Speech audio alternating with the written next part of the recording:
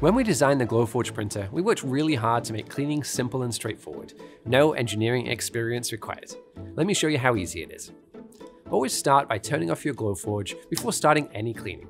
You'll also need to grab a couple of supplies, a few Zeiss lens cleaning wipes, your lens tool, and a soft cloth.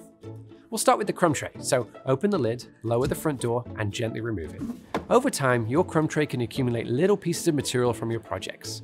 These are easily shaken out over a trash can, just like this.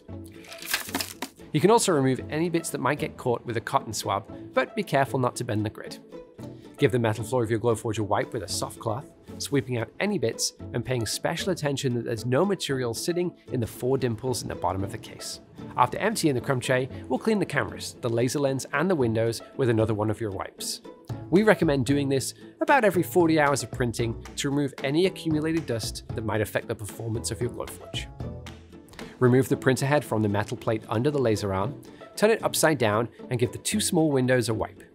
Then, gently insert the silver end of your lens tool until it magnetically snaps into place against the laser lens. Remove the tool along with the lens, being careful to hold it by the metal ring to avoid any fingerprints. Wipe both sides and hold it up to the light to see if there's any remaining dust. If there is, no problem. Just use a clean part of your wipe and wipe it again. To replace it, turn the lens tool upside down and sit the lens on top so it looks like a bowl. Slide the tool up into the printer head and you'll feel the lens snap magnetically back into place. Check the ribbon cable isn't twisted or kinked in any way, and snap the printer head back into place on the metal plate under the laser arm, tucking the ribbon cable neatly into place. And using a clean wipe, remove any dust on the yellow window on the left side of the printer head. Easy so far, right? We have 2 more places that we need to clean, so gently slide the printer head to the right side of the Glowforge, reach over the silver rail on the left, and you'll find another little yellow window that you can give a wipe. Last but not least, gently clean the lens of the camera on the lid of your Glowforge. Your printer head is also hiding a precision mirror that can benefit from cleaning about every 120 hours of printing.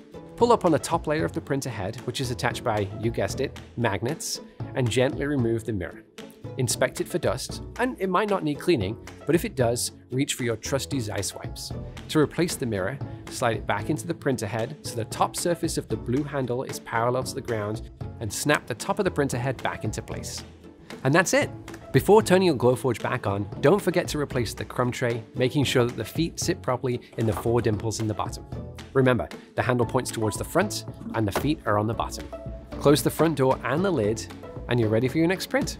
Over time, dust can accumulate on other parts of your Glowforge. It's not necessary, but you can clean the circuit boards, laser tube, and the inside of the case.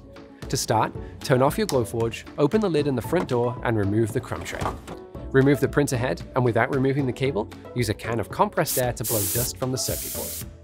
There's another circuit board on the left side that can be cleaned in exactly the same way with your compressed air. If you'd like to clean other parts of your printer, like the outside of the laser tube for example, we recommend spraying isopropyl alcohol onto your soft cloth and wiping any debris away. Remember, never spray liquid on or inside your Glowforge printer, and always ensure any moisture is dried completely before turning it back on.